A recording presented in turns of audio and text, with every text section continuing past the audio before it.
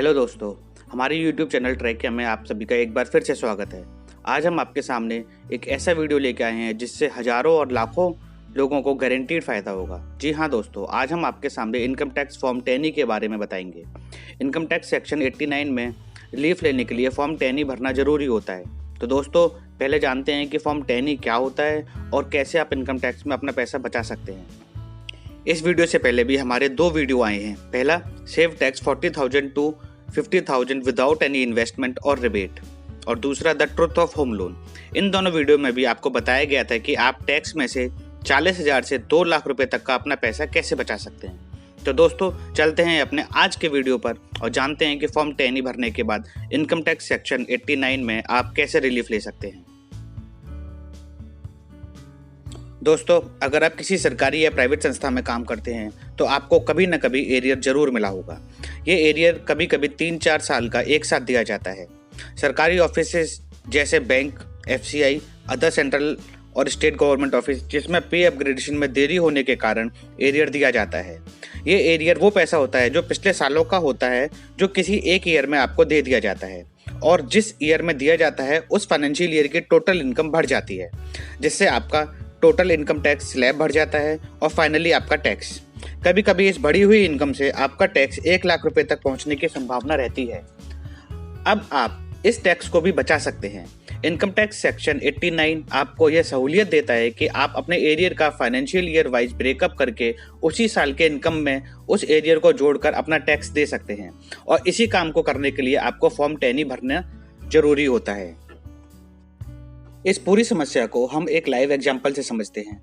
जैसे कोई एक एम्प्लॉय है food corporation of India PSU का। FCI का एग्जांपल हम इसलिए ले रहे हैं क्योंकि FCI के लोगों का सन 2017 में पे अपग्रेडेशन हुआ था और उसका एरियर उनको सन 2019 में मिला था। तो दोस्तों, जैसा कि आप स्क्रीन पर देख रहे हैं कि एक एम्प्लॉय है जिसका नाम ABC है, उसकी पर्टिकुलर्स आपके स्क्रीन पर एक टेबल के फॉर्म में दिखाई जा रहे हैं। पहले कॉलम में आपको उसकी करंट टोटल इनकम दिखाई जा रही है जो उसको इस बार के फॉर्म 16 में मिली है।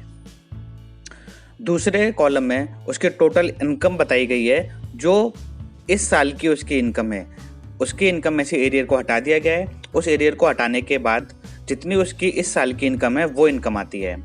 तीसरे कॉलम में आपको इनकम रिसीव्ड इन एरियर्स, जो पिछले साल की इनकम एरियर के रूप में मिली है उसको, वो दिखाई गई है। ये इनकम एरियर के रूप में जो आपको मिली है वो आप अपने अकाउंट या फाइनेंस सेक्शन से ले सकते हैं फाइनेंशियल ईयर वाइज ब्रेकअप करके। चौथे सेक्शन में आपको फॉर्म 16 में जितनी सेविंग्स दिखाई गई हैं उतनी सेविंग्स शो की गई हैं, और पांचवें पॉइंट पर आपको दिखाया गया है कि आपका फॉर्म 16 के अकॉर्डिंग कितना टैक्स कटा है। अब आपको बताते हैं कि आपको एरियर ब्रेकअप कैसे लेना है। टेबल नंबर 1 जो आपके स्क्रीन पर शो हो रही है, उस टेबल के हिसाब से आपको एरियर ब्रेकअप दिया गया है financial year wise. Financial year 2016-17 में आपको 29,568 रुपये का एरियर मिला है। फाइनेंशियल ईयर 2017-18 में आपको 1,89,911 रुपये का एरियर मिला है। फाइनेंशियल ईयर 2018-19 में आपको 2,12,463 रुपये का एरियर मिला है। इन तीनों एरियर को जब ऐड करने के बाद आपका टोटल एरियर बनता है 4,21,942 रुपये। जैसा कि आपने टेबल नंबर 1 में फाइनेंशियल ईयर वाइज ब्रेकअप लिया है, उसी प्रकार आपको फाइनेंशियल ईयर वाइज आप प्रीवियस ईयर्स की इनकम भी लेनी पड़ेगी। टेबल नंबर 2 में आपको शो किया गया है कि फाइनेंशियल ईयर 2016-17 में आपको 1,39,550 रुपये की इनकम थी। इस इनकम को आप अपने फॉर्म 16 से वेरीफाई कर सकते हैं जो आपको उस करंट ईयर में दिया गया होगा। 2017-18 में आपको 2,63,790 रुपये की इनकम दी गई थी। 2018-19 में आपको 2,70,800 रुपये की इनकम दी गई थी। इसी तरह टेबल नंबर 3 में आपको फाइनेंशियल ईयर वाइज अपनी सेविंग्स भी फाइंड आउट करनी है।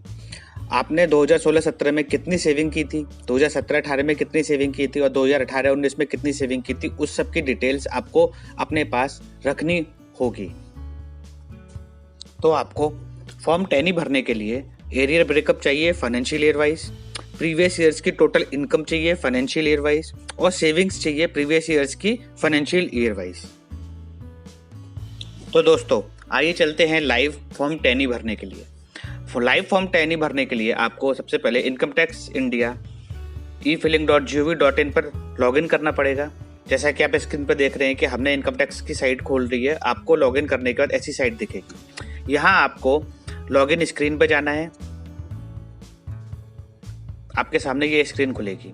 स्क्रीन खुलने के बाद यहाँ यूजर आईडी में आपको अपना पैन नंबर डालना है, पासवर्ड में आपको अपना पासवर्ड डालना है और ये कोड यहाँ डाल देना है। अगर वर्ड कैपिटल में लिख रहा है तो आपको कैपिटल में लिखना है, अगर स्मॉल में लिख रहा है तो आपको स्मॉल में लिखना है। जब आप इसको लॉगिन करेंगे तो आपके सामने ये पेज खुलेगा। अब आप इनकम टैक्स की साइट पे लॉगिन करने के बाद ये पेज आपके सामने आ गया है। इस पेज में आपको ई फाइल में जाना है, यहाँ इनकम टैक्स फॉर्म पे क्लिक करना है। उसके बाद आपके सामने ये स्क्रीन खुलेगी। पैन नंबर में आपका पैन नंबर शो होगा। फॉर्म नंबर में आपको यहाँ से फॉर्म 10E सिलेक्ट करना है, form for relief under section 89। इसके बाद आपको अपना असेसमेंट ईयर चूज करना है। इस साल का आपका असेसमेंट ईयर 2020-21 होगा। सबमिशन मोड में आपको प्रिपेयर एंड सबमिट ऑनलाइन पे क्लिक करना है। उसके बाद इसको कंटिन्यू करना है। अब आपके सामने जो स्क्रीन खुलेगी वो फॉर्म 10E की स्क्रीन खुलेगी। यहाँ पे आपको ये शो भी हो रहा है कि फॉर्म 10E, ये आपके जनरल इंस्ट्रक्शंस हैं। अगर आप इनको पढ़ना चाहें तो आप पढ़ सकते हैं, अदरवाइज इसको आपको आगे बढ़ना है। ये आपके सामने एक स्क्रीन खुलेगी जिसमें आपके पर्टिकुलर्स भरे हुए होंगे। इस स्क्रीन में आपको नीचे रेजिडेंशियल स्टेटस पे क्लिक करके आपको रेजिडेंट क्लिक करना है। इसके बाद नीचे आपको एनेक्जर चुनने हैं कि आपको फॉर्म 10E भरने के लिए कौन सा एनेक्जर चाहिए। आपको एनेक्जर 1 चूज करना है क्योंकि इंडिविजुअल्स के लिए एनेक्जर 1 ही सबमिट किया जाता है। उसके बाद प्लेस में आपको दिल्ली लिख देना है या आपका जो भी अपना प्लेस है वो लिख देना है। इसके बाद आपको फर्दर आगे बढ़ जाना है। आगे बढ़ने के बाद आपको एनेक्जर 1 शो होगा। इस एनेक्जर 1 में ये एनेक्जर 1 ही आपको फिल करना है क्योंकि आप अपने इंडिविजुअल्स के लिए भरने हैं। इसके बाद annexure 2, annexure 2A, annexure 3, annexure 4 से आपको कोई मतलब नहीं है। इस एनेक्जर 1 को भरने के लिए सबसे पहले टोटल इनकम लिखी है। इसमें लिखा हुआ है excluding salary received in arrear और एडवांस। हमने टेबल नंबर 1 में जब एम्प्लॉय के पर्टिकुलर्स बताए गए थे उसमें आपको बताया गया था कि total income excluding salary received in arrears कितनी है। वहां से आपको अपनी इनकम लेके भर देनी है जो इस एम्प्लॉय की 579856 है। हमने यहाँ फिल कर दी। ये डिटेल्स हम इसलिए फिल कर पा रहे हैं क्योंकि हमने ऑलरेडी ये डिटेल्स अपने पास इकट्ठी कर रखी है। आपको एरियर जितना एरियर मिला था आपको उतना एरियर लिख देना है, 421942। अब कॉलम नंबर 3 में आपकी इनकम वो शो हो रही होगी जो आपको इस बार फॉर्म 16 में दिखाई गई है। ये वाली इनकम आपको अपने फॉर्म 16 से मैच कर लेनी है। अगर ये इनकम मैच नहीं हो रही है तो इसका मतलब आपने एरियर कैलकुलेशन में या टोटल इनकम कैलकुलेशन में कोई गलती की है। इसके बाद आपको कॉलम नंबर 4 में टोटल इनकम का जो टैक्स है कितना बनता है, आपको 10,01,798 रुपए पर जो आपका टोटल टैक्स बनता है वो आपको यहाँ लिखना है। तो हमने अपनी कैलकुलेशन पहले से की हुई है तो इनका टैक्स बनता है 72,860 रुपए का। ये जो टैक्स बन रहा है 72,860 रुपए का, वो टैक्स इनकी इनकम के हिसाब से बन रहा है। परंतु आपने देखा होगा कि इनके फॉर्म 16 में जो टैक्स कटा है वो 89,000 के आसपास कटा हुआ है। वो टैक्स इसलिए कटा है 89,000 के आसपास क्योंकि इन्होंने इस साल की इनकम अपनी 1.5 लाख तक सेविंग्स नहीं शो की थी। अब आपको tax on total income as per item 1 जो इस साल की आपकी इनकम है 5,79,856 रुपए, इसके ऊपर टैक्स कैलकुलेट करना है। इस 2019-20 के हिसाब से इनका टैक्स 5 लाख जो इनकी टोटल इनकम है कॉलम नंबर 1 में शो हो रही है उसमें टोटल टैक्स जो बनता है वो 0 बनता है, इसलिए हम यहाँ पे 0 फिल कर देंगे। इसके बाद आपको नीचे आ जाना है। नीचे आपने एक टेबल ए शो हो रही है, उस टेबल में आपको अपनी अब प्रीवियस ईयर्स की इनकम जो आपने एक टेबल फॉर्म में बना रखी है वो भरनी है। तो सबसे पहले आप यहाँ क्लिक करेंगे। उसके बाद यहाँ पे अपना फाइनेंशियल ईयर वाइज जो आपने ब्रेकअप और इनकम प्रीवियस ईयर की इनकम्स निकाल रखी हैं वो भर देंगे। सबसे पहले हम अपना 2016-17 की डिटेल्स भरते हैं। हाँ,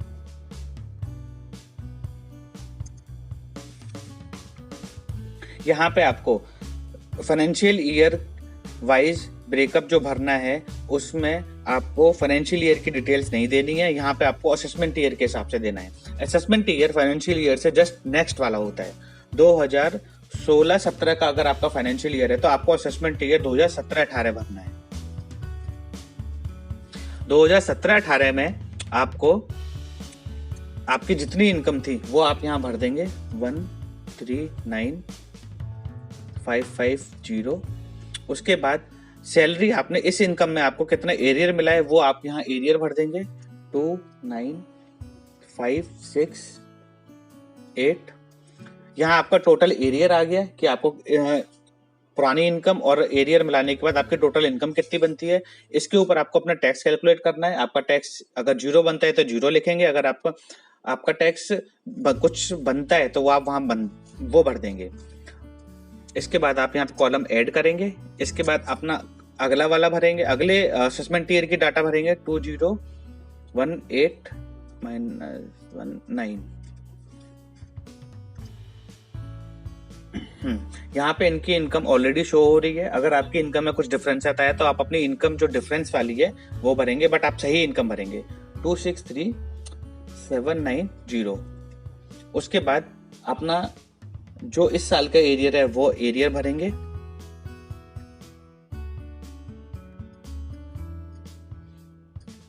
अब आपने उस साल कोई टैक्स जमा किया था तो वो टैक्स की डिटेल भर देंगे। हमने कोई टैक्स नहीं जमा किया था तो हम 0 भरेंगे।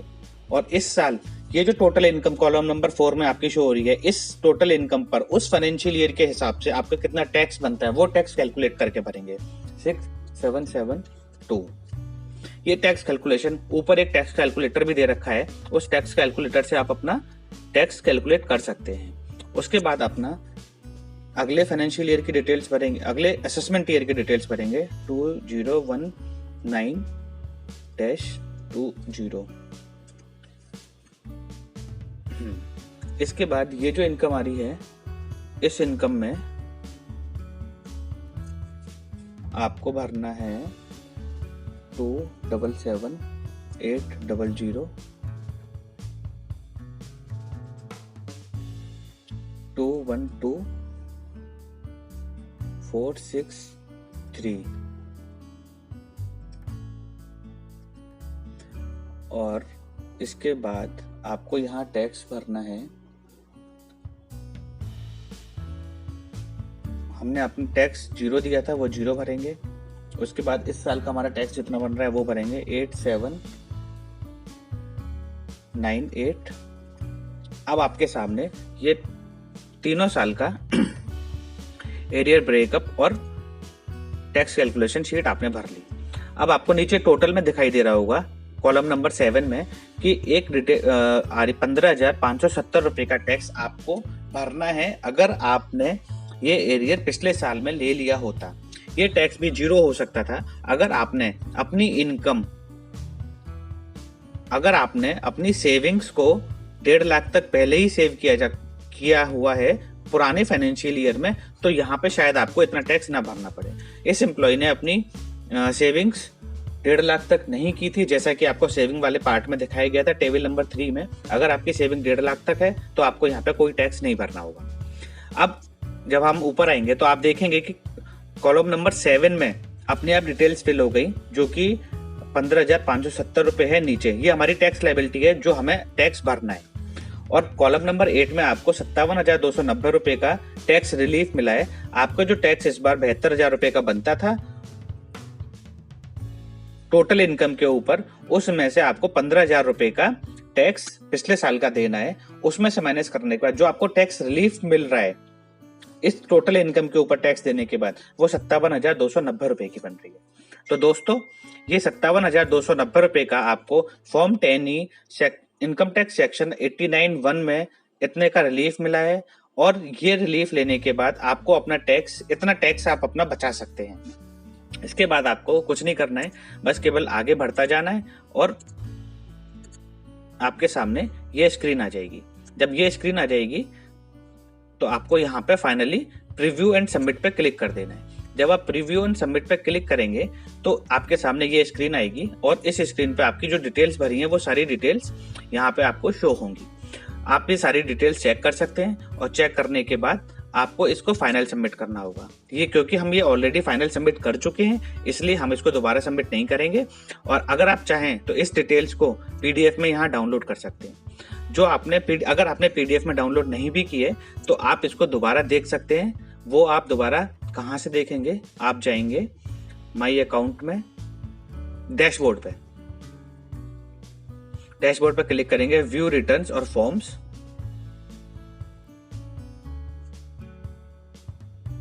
फिर यहां से आप इनकम टैक्स रिटर्न और अदर फॉर्म्स पे क्लिक करेंगे, यहां सबमिट कर देंगे। आपके सामने एक वो खुलेगा, टेबल खुलेगी। इस टेबल में आपने देख रहे होंगे कि फॉर्म 10E की डिटेल्स है और जैसे ही आप इस एक्नॉलेजमेंट नंबर पर क्लिक करेंगे तो जो आपने पीडीएफ में सेव की है वो डिटेल्स आपकी आ जाएगी। ये सक्सेसफुली ई फिल्ड है, इसको कैंसिल कर सकते हैं और आप अपने डिटेल्स को चेक कर सकते हैं। तो दोस्तों आपने देखा है कि इनकम टैक्स फॉर्म 10E भरने के बाद आपको 57,290 रुपये का रिलीफ मिला है। ये आपको इनकम टैक्स सेक्शन 89 के अंतर्गत ये रिलीफ दिया जा रहा है। इसका सीधा मतलब ये हुआ कि 57,200 रुपये का आप अपना टैक्स बचा चुके हैं। तो दोस्तों अगर आपको हमारा ये वीडियो पसंद आया है और अगर आपने हमारा चैनल अभी तक सब्सक्राइब नहीं किया है तो इस चैनल को सब्सक्राइब कर लीजिए, क्योंकि हम अपने अगले वीडियो में आपको ये बताएंगे कि इस रिलीफ को लेके आपको अपना ITR कैसे फिल करना है, कैसे आपने जो ज़्यादा टैक्स अभी तक दे चुके हैं उस टैक्स को कैसे रिफंड करना है, इस सेक्शन का ITR भरने के समय किस जगह पे यूज करना है। तो दोस्तों आपसे रिक्वेस्ट है कि आप हमारे चैनल को सब्सक्राइब कर लीजिए जिससे कि हमारे सारे अपडेट्स आप तक पहुंचते रहें। और हाँ, अगर आपने फॉर्म 10E भरने के बाद टैक्स बचाया है या इनकम टैक्स 89 सेक्शन में रिलीफ लिया है तो हमें कमेंट सेक्शन में जरूर बताएं कि आपने कितने रुपए का टैक्स रिलीफ लिया है। धन्यवाद दोस्तों।